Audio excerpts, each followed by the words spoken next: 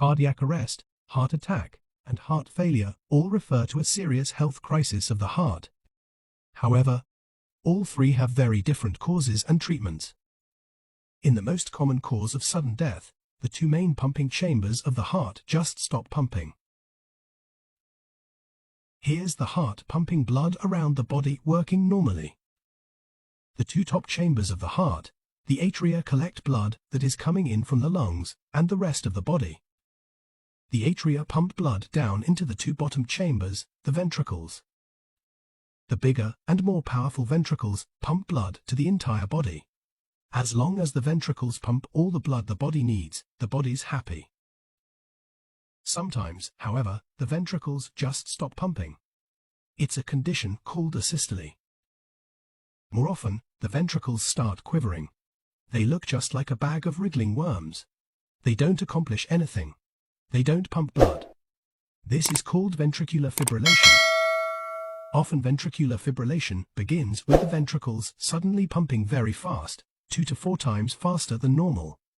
This is called ventricular tachycardia. Blood is still circulating. But if ventricular tachycardia turns into ventricular fibrillation, the heart no longer pumps. If the heart stops pumping for more than several minutes, a person dies. Fortunately, the heart sometimes can be started up again. A heart attack is almost always caused by atherosclerotic plaque, a buildup of cholesterol in the artery walls that blocks blood flow through the coronary arteries. Take a look at this spot. Right at that spot, inside that coronary artery, a plaque is threatening to block the blood supply to a part of the heart. Here's what causes most heart attacks. We're looking at a coronary artery. Here's a fairly small cholesterol-filled plaque. It's not interfering with blood flow much at all, so it's not causing any symptoms. Here is the pool of cholesterol inside the plaque. And this is a fibrous cap that grows over the plaque and holds the cholesterol inside. Sometimes inflammation inside the plaque weakens the fibrous cap. Suddenly, the cap breaks. When that happens, the cholesterol inside spills out into the artery. A blood clot forms where the cap has ruptured. The clot plugs the artery and stops the blood flow. The part of the heart that normally gets blood from the arteries suddenly loses its blood supply. Unless blood flow is restored, the heart muscle can die and no longer pump effectively. Heart failure occurs when either the left or right side of the heart doesn't work properly. When the left side of the heart isn't working like it should, blood gets backed up in the lungs.